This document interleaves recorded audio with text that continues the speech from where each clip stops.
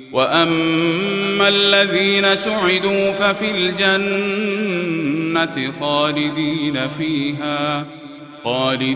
فِيهَا مَا دَامَتِ السَّمَاوَاتُ وَالْأَرْضُ إِلَّا مَا شَاءَ رَبُّكَ عَطَاءً غَيْرَ مَجْذُوذٍ.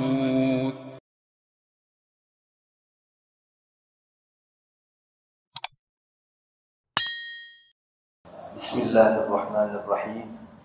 الحمد لله نحمده ونستعينه ونستغفره ونؤمن به ونتوكل عليه ونعوذ بالله من شرور أنفسنا ومن سيئات أعمالنا. من يهده الله فلا مضل له ومن يضلله فلا هادي له. وأشهد أن لا إله إلا الله وحده لا شريك له. وأشهد أن سيدنا ومولانا محمدا عبده ورسوله أرسله إلى الناس كافة بشيرا ونذيرا وداعيا إلى الله بإذنه وسراجا منيرا.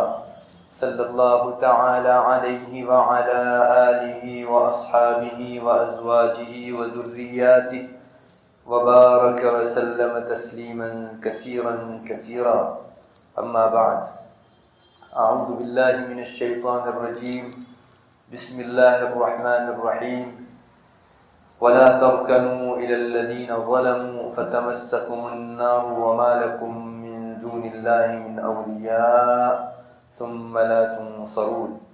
وقال رسول اللہ صلی اللہ علیہ وسلم من تشبہ بقوم فهو منهم، او کما قال علیہ الصلاۃ والسلام.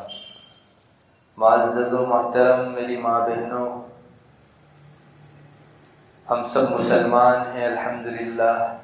اللہ تعالیٰ نے ہم کو دین اسلام عطا فرمایا ہے اور اسلامی تہذیب اور اسلامی کلچر بھی عطا فرمایا ہے. ہم خواتین کے لیے، اسلامی مسلمان خاتونوں اور عورتوں کے لیے ہمارے رہن سہن، چال ڈھال، وضاقتہ سب میں آئیڈیل حضرات صحابیات ہیں. نبی کریم صلی اللہ علیہ وسلم کی گھر کی عورتیں ہیں. ان کو دیکھ کر ہمیں اپنی زندگی کا طرز بنانا چاہیے.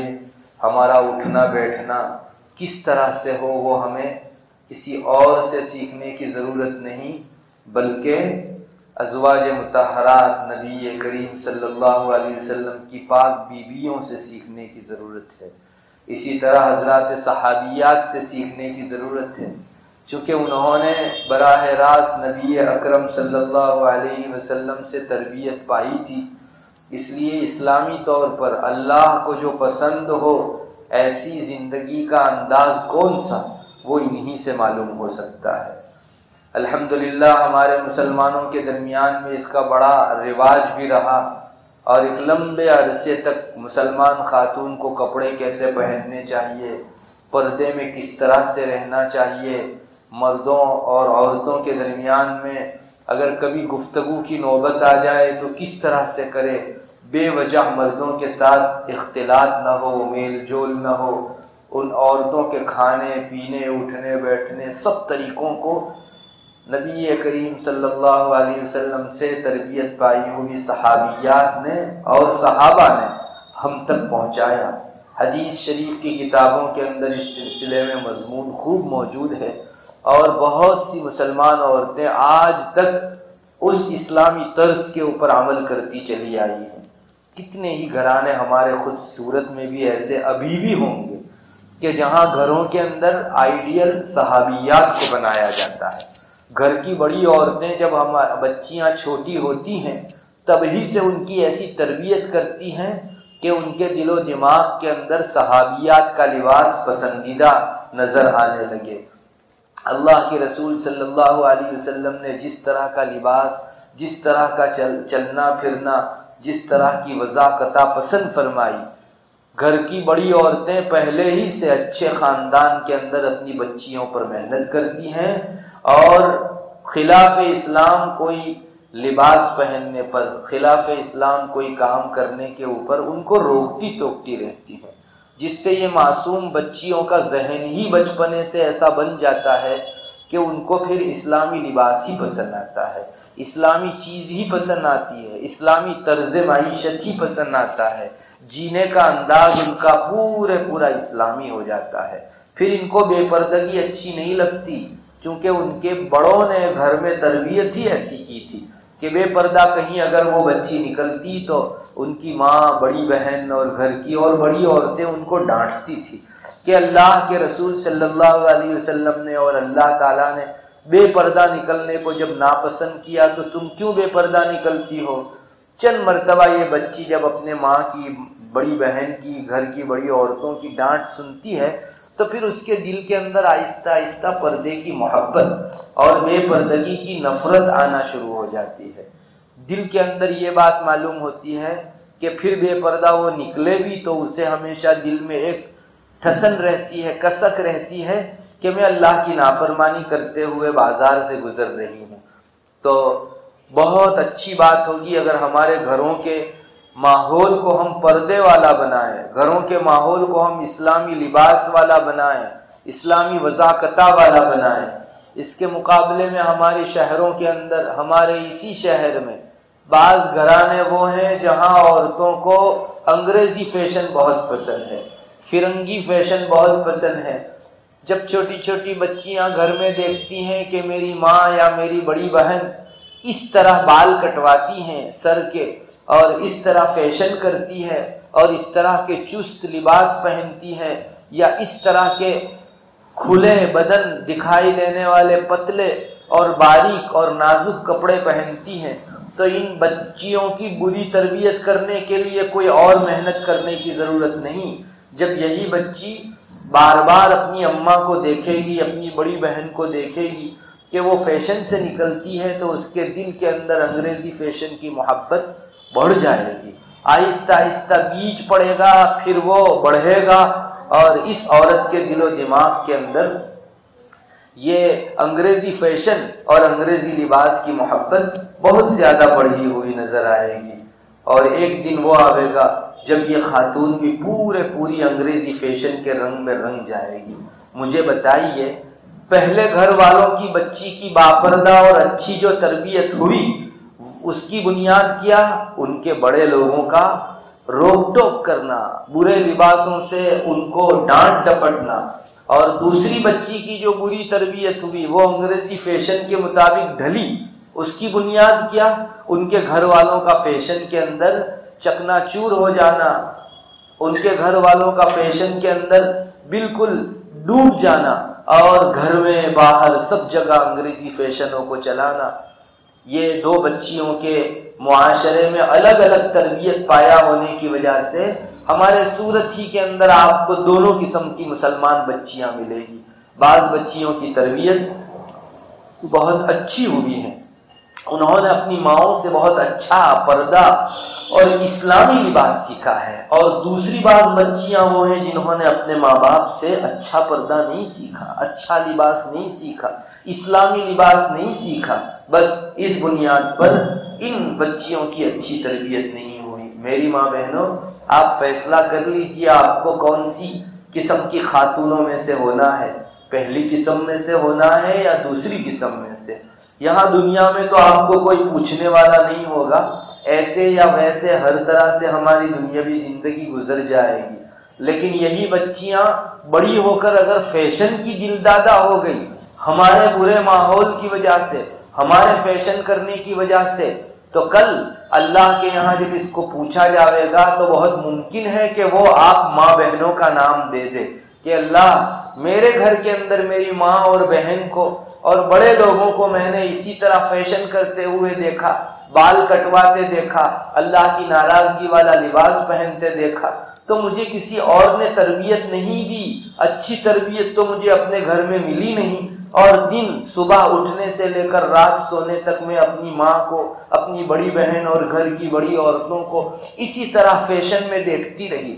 تو اللہ اگر مجھے فیشن کا عذاب دیا جا سکتا ہے تو میری ماں کو اور بڑی بہن کو بھی دیا جانا چاہیے، میری گھر کی اس بڑی خواتین کو بھی دیا جانا چاہیے، کہ جن کی بری تربیت کی وجہ سے، جن کے فیشن میں ہمیشہ مستغرق رہنے کی وجہ سے میری بھی بری تربیت ہوگی۔ مجھے بتائیے میری ماں بہنوں، دنیا میں کوئی نہیں پوچھے گا، لیکن یہی بچی اس کو سزا ملنے کے موقع پر ہمارا نام اللہ کے سامنے دے دے تو کیا ہمارے لیے اللہ تعالیٰ کے یہاں ناراضگی کا فیصلہ نہیں ہو سکتا؟ آپ سوچ لیجئے آپ کو کس قسم کی خاتون میں سے ہونا ہے۔ میری ماں بہنوں، سچی بات یہ ہے کہ ہم دنیا کے اندر جو لباس پہنتے ہیں، جو فیشن اپناتے ہیں، اس کا بڑا اثر ہماری موت پر بھی پڑتا ہے اور ہماری قبر کے اوپر بھی پڑتا ہے۔ اور بعض واقعات تو انسان کے دل کو دہلا دینے والے ہیں کہ اچھا لباس پہننے والی خاتون کو اللہ تعالیٰ کے یہاں بہت بڑا درجہ ملا، اسلامی طرز سے جینے والی خاتون کو بڑا درجہ ملا، اور ایک اچھا خاصا علم کی طرف، دین کی طرف نسبت رکھنے والا آدمی، اس نے جب اسلامی احکام کو پسند نہیں کیا تو قبر کے اندر اس کے ساتھ بڑا برا معاملہ ہوا۔ حضرت تھانوی رحمۃ اللہ علیہ نے کے واسطے سے ایک قصہ نقل کیا گیا ہے، بہت ہی عبرت آموز قصہ ہے۔ اس قصے میں ہمارے لیے بہت بڑا سبق ہے۔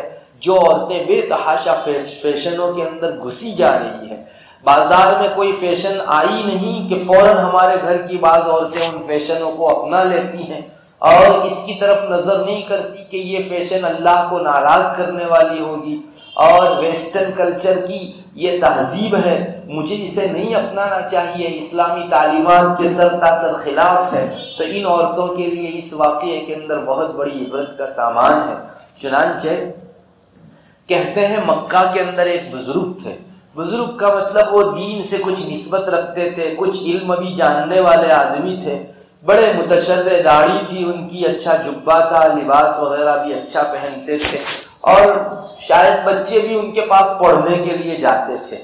بہت دور کے زمانے کی بات نہیں، ابھی پچھلے کچھ چند سالوں پہلے کی بات ہے۔ حضرت تھانوی رحمۃ اللہ علیہ کے واسطے سے یہ قصہ نقل کیا گیا ہے، آپ غور سے سنیے اور اپنی آخرت کو بنانے یا بگاڑنے میں ہم لوگ دنیا میں کتنی کوشش کر رہے ہیں اس پر نظر ڈالیے۔ تو وہاں مکہ کے اندر ایک بزرگ تھے، ایک دیندار کہے جانے والے آدمی تھے، داڑھی جبے ٹوپی والے، اور بعض بچوں کو پڑھاتے بھی تھے شاید وہ۔ تو ان کی وفات ہو گئی۔ ان کی وفات کے بعد وہاں قبرستان میں ان کو دفن کرنے کے لیے لے گئے، دفن کر دیا گیا۔ اب آپ کو معلوم ہے، آپ میں سے جو خاتونیں مکہ یا مدینہ گئی ہیں انہیں اس کا تھوڑا سا اندازہ ہے کہ وہاں حرم کے اندر جن کی نماز ہوتی ہے ان کے لیے بھی اور دوسرے حضرات کے لیے بھی عام اعلان ہوتا ہے کہ بھائی فلاں کی وفات ہو گئی ہے، سب لوگ نماز جنازہ پڑھو، اور بہت سے حج یا عمرے میں جانے والے لوگ اس کو دفن کرنے کے لیے ساتھ میں شریک بھی ہو جاتے ہیں۔ تو ویسا ہی اس دیندار آدمی کے ساتھ بھی ہوا۔ ان کو جب دفن کیا گیا تو اور چند فرانس سے عمرے کے لیے شاید چند لوگ آئے ہوئے تھے، ان میں سے ایک آدمی وہاں حاضر تھا۔ اس نے دیکھا کہ اس بزرگ کو یہاں دفنایا گیا، بس دفن کر دیا گیا۔ دفن کرنے کے بعد اب وہاں کا ماحول یہ ہے، ابھی بھی بہت سے لوگ جانتے ہیں، ابھی بھی یہی طرز ہے کہ چند دنوں میں جب ان کی نعش سڑ جاتی ہے اور گل جایا کرتی ہے تو پھر اس جگہ دوسرے کسی مردے کو دفنایا جاتا ہے۔ چونکہ قبرستان اتنے بڑے ہونے کے باوجود بھی پوری دنیا سے لوگ وہاں آتے ہیں اور کتنی اموات ہوتی ہیں، سب کے لیے اس قدر ایک ایک قبر کی الگ سے تیاری نہیں ہو سکتی، اس وجہ سے ایک ہی قبر کے اندر جب وہ کچھ مدت بعد نعش گل سڑ جاتی ہے تو اس کی جگہ پھر دوسرے کو دفن کر دیا جاتا ہے۔ بس اس دیندار آدمی کو دفن کرنے کے بعد چند روز کچھ مدت گزری ہوگی، اس کے بعد ان کی قبر کو کسی اور مردے کو دفنانے کے لیے کھودی گئی۔ تو جو ہی قبر کھودی گئی تو لوگوں کی آنکھیں چار ہو گئی۔ اتفاق ایسا تھا کہ وہ جو فرانس کا آدمی تھا وہ بھی جیسے پہلے اس دیندار آدمی کو دفنانے کے موقع سے اسی قبر کے پاس شریک تھا، وہ واپس بھی اس مجمع کے اندر تھا۔ اس نے دیکھا اور سب کی آنکھوں نے دیکھا، سب کو یہی تھا کہ وہ دیندار آدمی ابھی گل سڑ گئے ہوں گے اور ان کی ناس جو ہے وہ مٹی میں مل گئی ہوگی اور کچھ ہڈی وغیرہ ان کی ملے نہ ملے۔ تو لوگوں کی آنکھوں نے دیکھا کہ اس جگہ ایک گوری دکھائی دینے والی خاتون، اس کی ناش پڑی ہوئی ہے، اور ابھی تازہ دفنائی گئی ہو اس طرح کی اس کی نعش ہے۔ سب لوگوں کو بڑا تعجب ہوا، چونکہ وہاں قبرستان کے جو ذمہ دار ہوتے ہیں ان کو معلوم ہی ہوتا ہے کہ ابھی چند دنوں پہلے کن کو دفنایا گیا تھا، اور ان کے بعد سیدھا ابھی اس نئے مردے کا نمبر ہے۔ اس عورت کو تو دفنایا نہیں گیا تھا، اور یہ عورت یہاں آ کر مدینہ یا مکہ کے قبرستان کے اندر کیسے دکھائی دینے لگی؟ لوگوں کو بہت تعجب ہوا، اور سب سے زیادہ تو اس فرانس کے آدمی کو تعجب ہوا جو مسلمان تھا اور دونوں موقعوں پر شریک تھا۔ جب اس دیندار آدمی کو دفنایا گیا تب بھی شریک تھا، اور جب ابھی دوسرے نمبر پر دفنانے کے لیے وہاں قبر کھودی گئی اور اس میں یہ نئی فرانس کی ایک خاتون، کوئی ایک خاتون تھی گوری، وہاں کا جو ہے وہاں کی نعش دیکھی۔ اس کو تعجب اس لیے بھی تھا کہ یہ فرانس کا آدمی اس عورت کو پہچانتا تھا، اور وہ فرانس میں اس خاتون کو دیکھ کر آیا تھا۔ شاید وہ کچھ اسکول پڑھا رہی تھی اور نصرانی عورت تھی، اور نصرانی عورت ہونے کے ساتھ ساتھ وہ بچوں کو پڑھاتی، تو ممکن ہے یہ فرانس کا آدمی جو تھا اس نے بھی کچھ اس عورت سے پڑھا ہو۔ تو اس کو بڑا تعجب ہوا کہ یہ عورت تو نصرانی تھی، یہ مدینہ منورہ کے قبرستان میں کیسے؟ چلو اگر مدینہ منورہ کے کسی قبر کے اندر ہوتی تو سمجھ میں آیا، لیکن دیندار آدمی کو جس قبر میں دفن کیا گیا اس قبر کے اندر دوسرے کسی کو دفن نہیں کیا گیا، اور یہ خاتون کی نعش کیسے دیکھنے کو مل رہی ہے؟ بہرحال اس نے اس تعجب کو لوگوں کے سامنے بھی اظہار کیا کہ میں اس عورت کو پہچانتا ہوں، یہ تو نصرانی خاتون ہے اور ادھر فرانس کے اندر رہنے والی خاتون ہے۔ تو لوگوں نے کہا کہ دیکھیے اللہ کا کرشمہ، اللہ کی قدرت کا کرشمہ ہے، تم جب فرانس جاؤ تو اس عورت کے متعلق پتہ لگانا کہ اس عورت کا کیا حشر ہوا، وہ ابھی پڑھا رہی ہے یا کیا ہے، اور تھوڑی سی پکی معلومات کر کے تم جب واپس وہاں سے یہاں کام کے لیے آؤ تو جو ہے پوری معلومات حاصل کر کے لے آنا۔ اب یہ فرانس کا آدمی وہاں گیا، فرانس میں جانے کے بعد اس نے تفتیش شروع کی، تلاش کرنا شروع کیا کہ یہ خاتون جو نصرانی تھی اور عیسائی تھی اور بچوں کو انگریزی تعلیم دیا کرتی تھی، اس کا کیا ہوا؟ لوگوں نے کہا کہ اس کو تو دفنا دیا گیا، وہ مر گئی تھی، بہت جوانی کے عالم کے اندر وہ مر گئی تھی، اس وجہ سے اس کو دفنایا گیا۔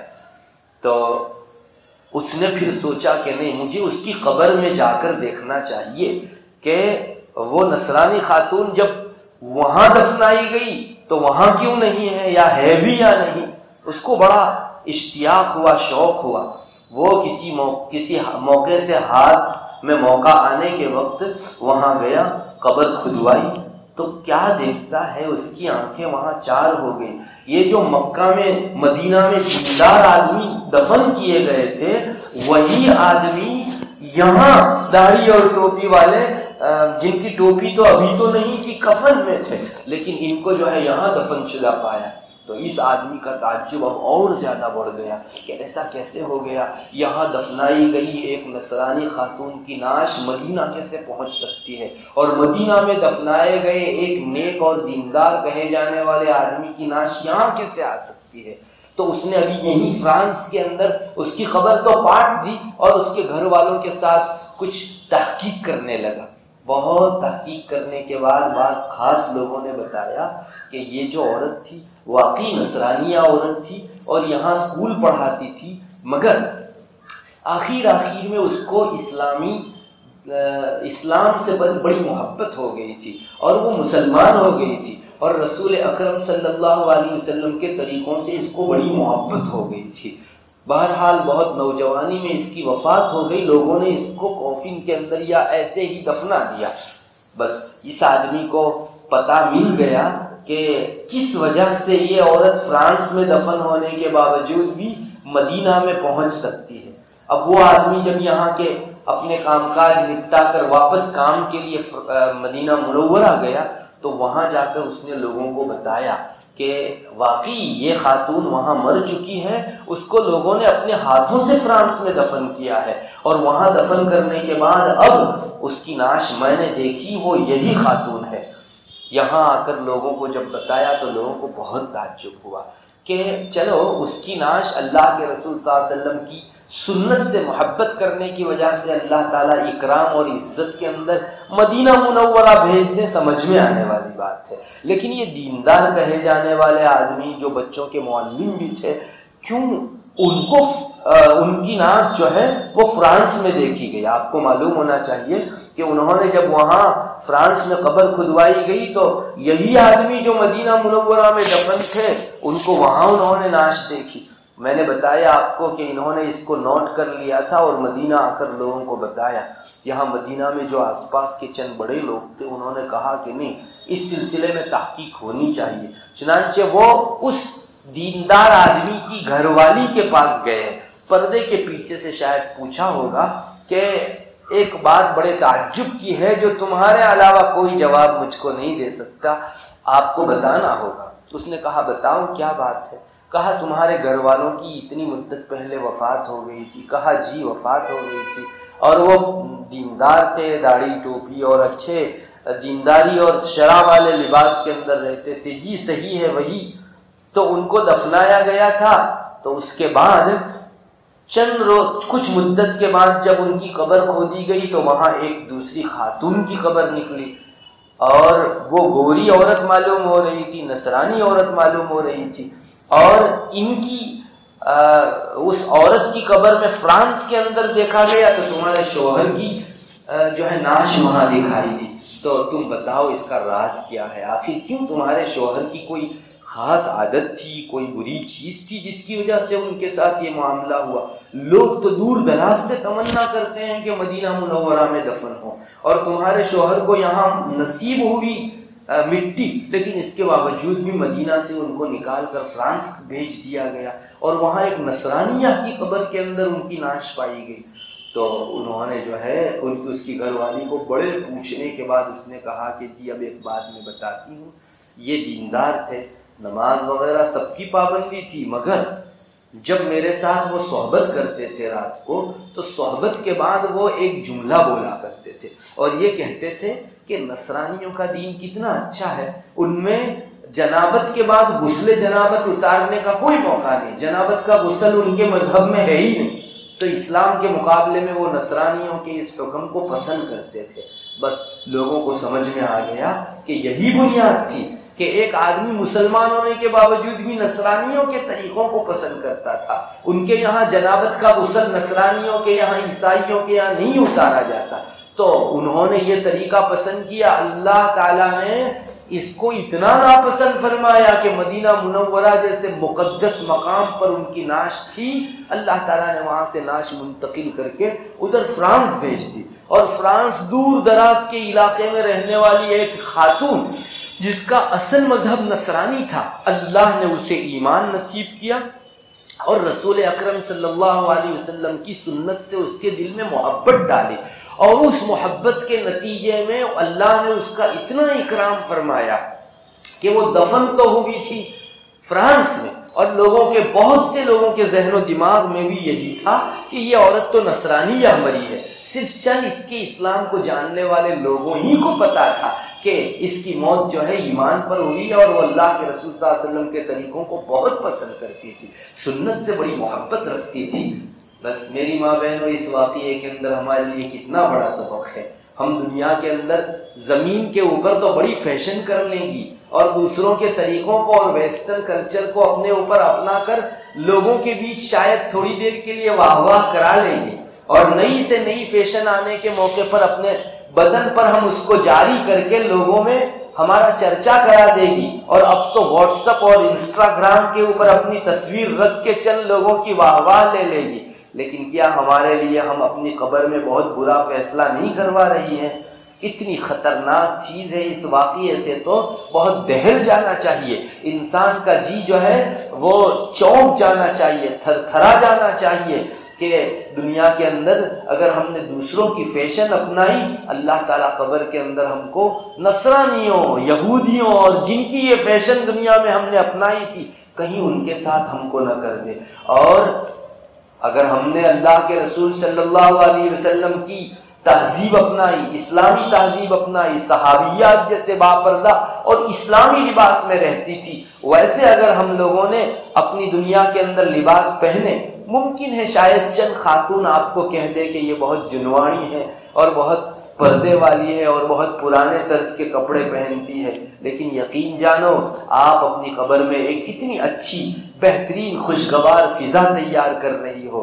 دنیا کی مختصر سی زندگی گزار دینے کے بعد آنکھیں بند ہوئی نہیں، اللہ تعالیٰ آپ کو ایک بہت اعزاز سے، اکرام سے نوازے گا، اور بنیاد یہ ہوگی کہ یہ خاتون رسول اللہ صلی اللہ علیہ وسلم کی تعلیمات سے محبت رکھتی تھی، پردے سے محبت رکھتی تھی، نبی کریم صلی اللہ علیہ وسلم کی سنت والے طریقے اس کو پسند تھے، حضرات صحابیات کی سادگی میں اس کو بڑا انٹرسٹ تھا، اور وہ ماحول جیسا بھی تھا، سب لوگ جیسا بھی لباس پہنتے تھے، مگر یہ خاتون وہ تھی جس نے اپنے اوپر اسلامی لباس کو عمر بھر اپنائے رکھا، بس اس وجہ سے کہ میرے اللہ کو یہ لباس، یہ پردہ پسند ہے۔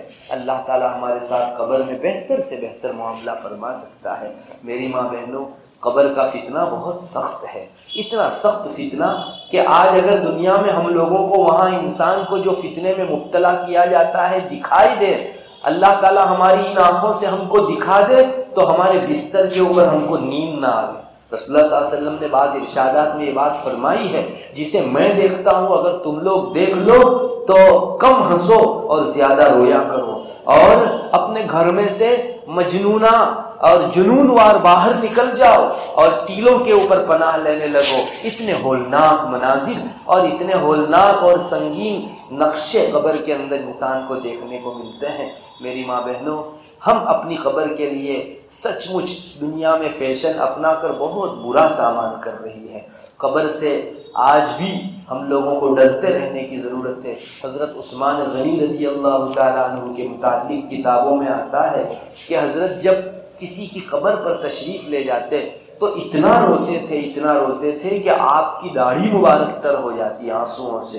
لوگوں نے ایک مرتبہ پوچھا بھی کہ حضرت جنت کا تذکرہ آتا ہے، جہنم کا تذکرہ آتا ہے، تب آپ اتنا نہیں روتے جتنا کسی کی قبر پر جانے کے موقع سے روتے ہیں۔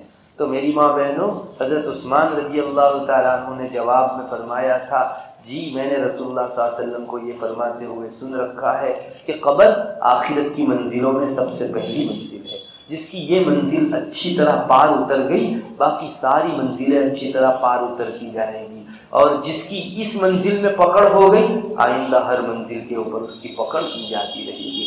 میری ماں بہنوں، کیا دنیا میں فیشن کرنے والی عورتیں اس کا خیال بھی کرتی ہیں کہ ہمیں ایک دن قبر میں جا کر سونا ہے؟ ہرگز نہیں۔ سچ مچ تو ہم اللہ کو بھولے ہوئے ہیں، ہماری قبر کو، ہماری موت کو اور موت کے مابعد والی زندگی کو بھولے ہوئے ہیں۔ اسی وجہ سے ہم کو فیشن کرتے ہوئے، کھلا اور باریک لباس پہنتے ہوئے جس میں باہر سے اندر کا بدن نظر آئے، ہم کو بالکل دریغ نہیں ہوتا، بالکل شرم نہیں ہوتی، اللہ تبارک و تعالیٰ کے عذاب کا اور قبر میں آزمائے جانے کا خوف نہیں ہوتا۔ میری ماں بہنوں، انسان کی زمین پر کی ہوئی ہر حرکت آخرت کے اوپر اثر انداز ہوتی ہے، کسی نہ کسی مرحلے پر جا کر وہ کاٹتی ہے۔ انسان جب دفنایا جاتا ہے، روایتوں میں آتا ہے، ہم لوگ تو یہ پڑھتے ہیں کہ 4 سوال منکر نکیر آ کر کرتے ہیں اور بس، نہیں، روایتوں میں آتا ہے کہ 7 دن تک سوالات چلتے ہیں۔ ایک اندھیری کوٹھڑی جس میں کوئی نہیں اور روشنی کا نام و نشان نہیں اور اس جگہ کوئی فیسیلٹی نہیں، انسان اکیلا، کیڑے مکوڑوں کا گھر، ایسی جگہ کے اوپر انسان کی اگر 7 روز تک آزمائش ہو، سوال جواب کیے جاتے رہیں تو کتنی سخت چیز ہے۔ جو فیشن دنیا میں کرتی ہیں وہ اپنے لیے وہاں بہت برا سامان کرتی ہیں۔ آپ ایک روز گزار کر دیکھیے کسی ایسی بند کوٹھڑی کے اندر، انسان کا جی جو ہے اٹھتا جاتا ہے۔ مجھے تو لگتا ہے کہ 2-3 روز اگر کسی اچھے انسان کو ایسی چھوٹی اور اندھیری اور کیڑے مکوڑوں کی کوٹھڑی میں بند کر دیا جائے، شاید مجنون ہو کر یہ وہاں سے نکلے گا، پاگل ہو کر نکلے گا۔ تو ہم لوگوں کو ایسی قبر میں ایک لمبا عرصہ گزارنا ہے۔ ہم لوگ فیشن کر کے اپنے لیے وہاں کتنی بڑی آزمائش کا سامان کر رہے ہیں۔ میری ماں بہنوں، پھر منکر نکیر بھی جو سوال کرنے آتے ہیں ان کی حیت کتنی ڈراؤنی رہتی ہے وہ میں اور آپ نہیں جان سکتے۔ بعض روایتوں میں آتا ہے کہ منکر نکیر اتنے بڑے فرشتے ہیں کہ ان کے ایک کندھے سے لے کر دوسرے کندھے تک کا فاصلہ اتنا ہے جتنا مشرق سے لے کر مغرب تک کا فاصلہ، پورب سے لے کر پچھم تک کا فاصلہ۔ اتنے بڑے ایک آدمی کو آپ تھوڑا سا آنکھ بند کر کے تھوڑی دیر تصور کرو، اتنے بڑے بڑے دو آدمی گرز لے کر، جو آپ کے گرز ہوتے ہیں، مجھ کو پوچھنے آ رہے ہیں کہ تیرا رب کون ہے اور تیری کتاب کیا ہے، اور یہ آدمی کون ہے، رسول اللہ صلی اللہ علیہ وسلم کی طرف اشارہ کر کے، اور تیرا دین کیا ہے، تو ہماری کیا گت بنے گی۔ اور ایسے ڈراؤنے موقع کے لیے ہم فیشن کا برا سامان بھیجے گی تو آزمائش کتنی زیادہ تیز ہو جائے گی۔ میری ماں بہنوں، اللہ کے واسطے اس دنیاوی رنگ میں بہہ جانے سے اپنے آپ کو بچاؤ، اپنی اولاد کو بچاؤ۔ ان فیشنوں نے نہ کسی کا آج تک بھلا کیا ہے اور نہ ہی آئندہ یہ فیشن کسی کا بھلا کر سکتی ہے۔ ہاں، فیشن نے لوگوں کی آخرت بہت بگاڑی ہے، لوگوں کی قبر کے اندر ان کی پریشانی کا سامان بہت کیا ہے، اس نے کسی کو دنیا اور آخرت کے اندر کامیابی اور کامرانی نہیں دلائی ہے۔ ہم کون سی کامیابی دیکھ رہے ہیں اس انگریزی فیشن کے اندر؟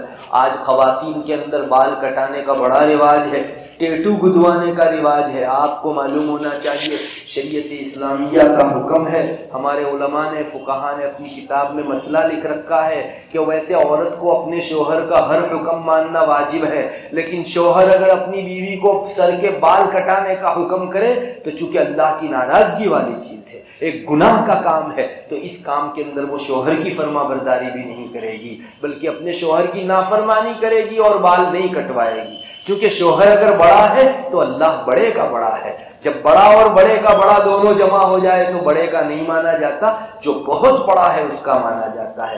ہم نماز میں جب اللہ اکبر کہہ کر تکبیر تحریمہ باندھتی ہے تو کیا وہ کہتی ہے؟ اللہ اکبر، اللہ سب سے بڑا ہے۔ رکوع میں جاتی ہے تو کیا کہتی ہے؟ سجدے میں جاتی ہے تو کیا کہتی ہے؟ کیا صرف زبانی جمع خرچ ہے؟ ہم کو اللہ بڑا ہے اتنا اللہ اکبر کہہ دینا کافی ہے؟ نہیں، ہماری زندگی میں بھی آنا چاہیے کہ اللہ بڑا ہے، اس کا حکم مجھے ماننا ہوگا۔ اگر کھلا لباس، چست لباس میرے رب کو پسند نہیں ہے، بال کٹانا خواتین کے لیے منع ہے، عورتیں بال نہیں کٹواوے گی، تو میں چاہے دنیا کسی طرح بہتی چلی جائے، میں اپنے رب کی نافرمانی نہیں کر سکتی۔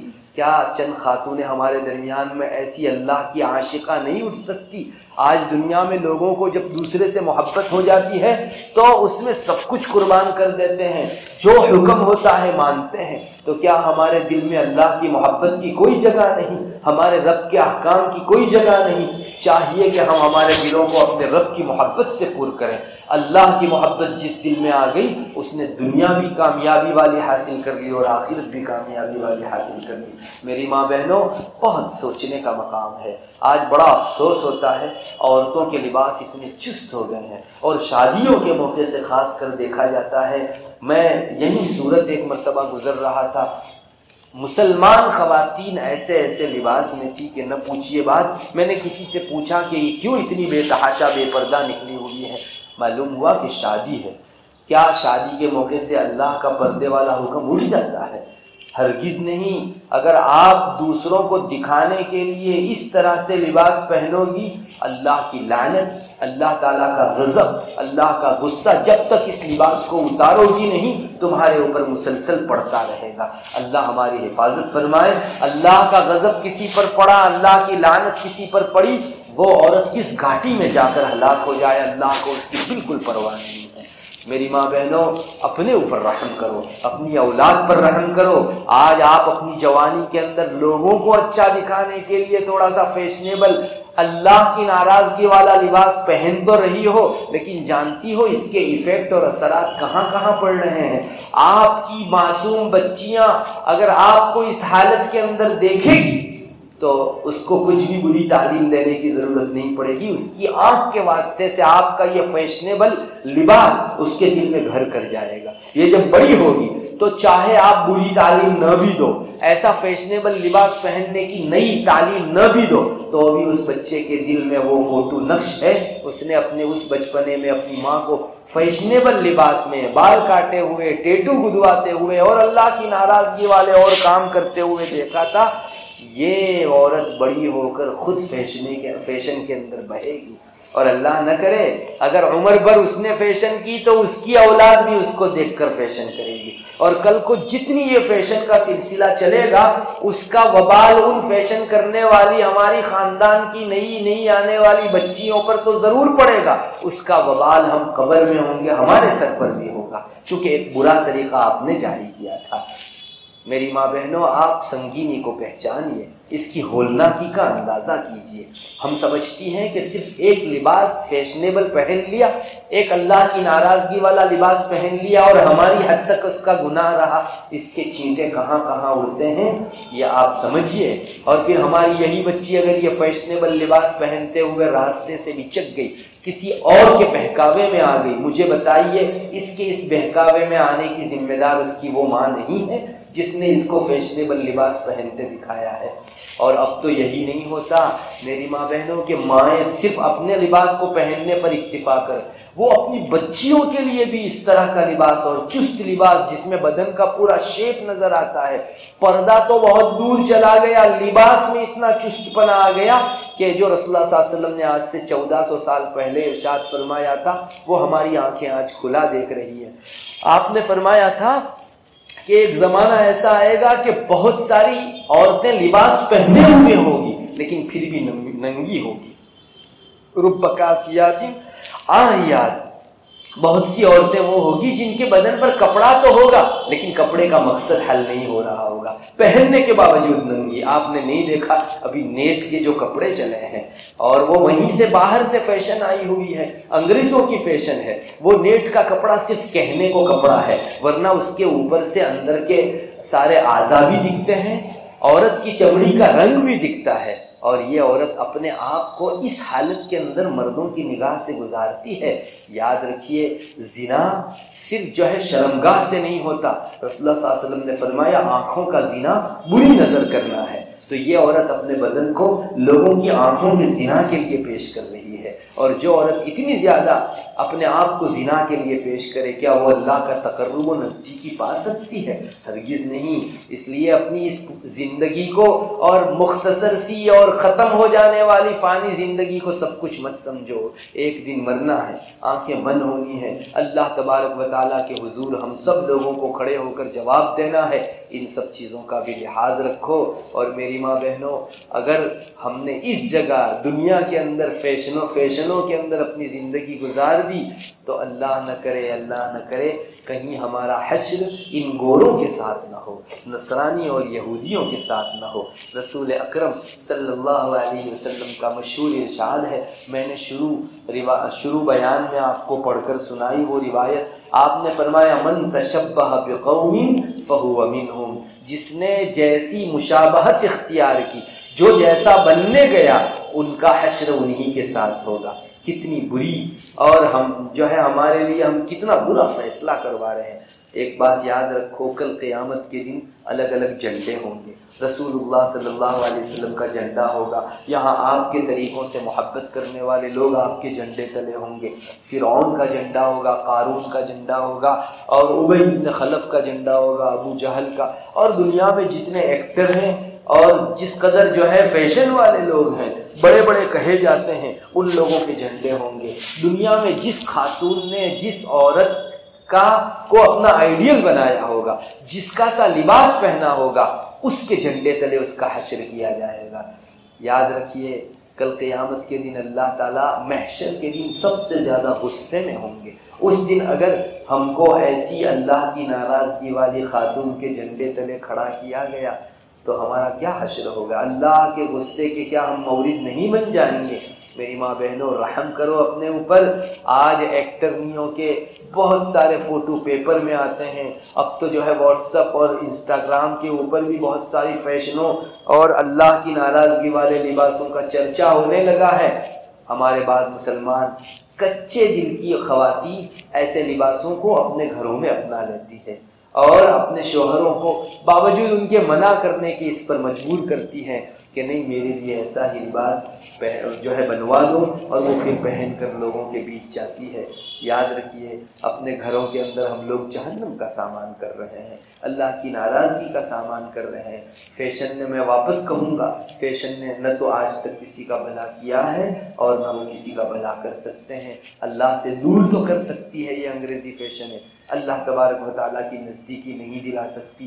میری ماں بہنوں، اللہ کے واسطے اب تک جو کچھ ہو گیا اس پر توبہ کرو، آئندہ دنوں کے لیے تہیہ کر لو کہ میں پردے کے ساتھ رہوں گی، ہرگز چست لباس، باہر سے اندر کا بدن نظر آئے ایسے پتلے لباس نہیں پہنوں گی۔ جو خاتون اس کا لحاظ کرے گی، اللہ تعالیٰ اس کے اس مجاہدے کے اوپر، جبکہ پوری دنیا آج فیشن کے بہاؤ میں بہی جا رہی ہے، اللہ تبارک و تعالیٰ اس خاتون کے اس مجاہدے اور ریاضت کے اوپر وہ کچھ عطا کرے گا کہ جس کا میں اور آپ اندازہ نہیں کر سکتے۔ اللہ تبارک و تعالیٰ ہم سب کو کہنے سننے سے زیادہ عمل کی توفیق عطا فرمائے۔ وآخر دعوانا الحمدللہ رب العالمین۔ دعا کیجیے۔ اللهم انت السلام ومنك السلام تبارك يا ذا الجلال والاكرام۔ اللهم صل على محمد النبي الامي وعلى اله وسلم تسلیما۔ اے اللہ ہمارے گناہوں کو معاف فرما، صغائر کبائر سب کو معاف فرما۔ اے اللہ ہم نے تیرے احکام کو ٹھکرایا، تیری تعلیمات سے روگردانی کی، اور اللہ انگریزی فیشنوں کے اندر ہماری زندگی گزار دی۔ اللہ تیرے رسول نے جن لباسوں سے روکا تھا انہی لباسوں کو ہم خواتین پہنتی رہی۔ اے اللہ ہماری زندگیوں، گھروں میں، باہر، اللہ سب جگہوں کے اندر انگریزی فیشن نے گھر کر لیا۔ اے اللہ ہمارے اس جرم عظیم کو معاف فرما۔ اللہ بے شک تو پچھلے دنوں ہماری اس بری حالت کو دیکھ کر بڑا ناراض ہوا ہوگا، لیکن تو نے اپنی ستاری فرمائی، ہمارے پردوں، ہمارے گناہوں کو پردوں کے پیچھے چھپا لیا۔ اللہ لوگوں کے سامنے ہمیں رسوا نہیں کیا۔ اللہ آئندہ ایک فضل یہ بھی کر دے کہ تو ہمارے ان گناہوں کو معاف کر دے۔ آئندہ کے لیے ہم اس طرح کا فیشنیبل لباس نہیں پہنیں گی، بالیں نہیں کٹوائیں گی، اور ٹیٹو نہیں گدوائیں گی، اور دوسری جو مختلف قسم کی فیشنیں ہیں ان میں نہیں بہے گی۔ اس کا ہم تہیہ کرتی ہیں، پکا عزم کرتی ہیں۔ اے اللہ ہم سب لوگوں کی توبہ کو قبول فرما لے۔ اے اللہ تجھے جو لباس پسند، تجھے جو انداز زندگی پسند، اس انداز کے مطابق ہم کو زندگی گزارنے کی توفیق و رحمت فرما۔ اے اللہ کل کو صحابیات اور ازواج مطہرات، نیک بیویاں رسول اللہ صلی اللہ علیہ وسلم کی، اور بہت سادگی میں بڑی محنت اور جفاکشی کے ساتھ زندگی گزار جانے والی صحابیات بھی محشر میں ہوں گی۔ اے اللہ ہم ان کو کیا منہ دکھا سکے گی؟ اے اللہ بے شک ان کو بھی شوق تھا، اے اللہ ان کے دلوں کے اندر بھی ایک چاہت تھی کہ زیب و زینت کریں، لیکن ہرگز انہوں نے خلاف اسلامی زیب و زینت کبھی نہیں کی۔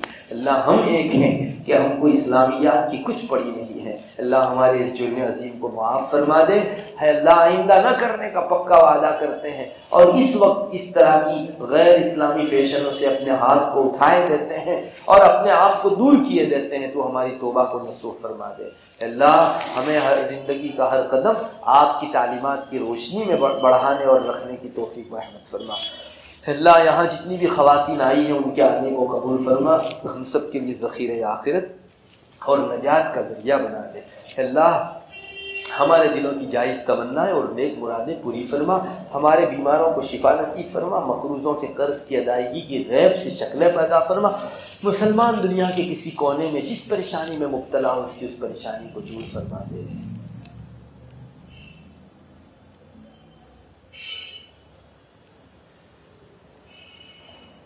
اللهم إنا نسألك من خير ما سألك منه نبيك محمد صلى الله عليه وسلم، ونعوذ بك من شر ما استعاذ منه نبيك محمد صلى الله عليه وسلم، أنت المستعان وعليك البلاغ ولا حول ولا قوة إلا بالله۔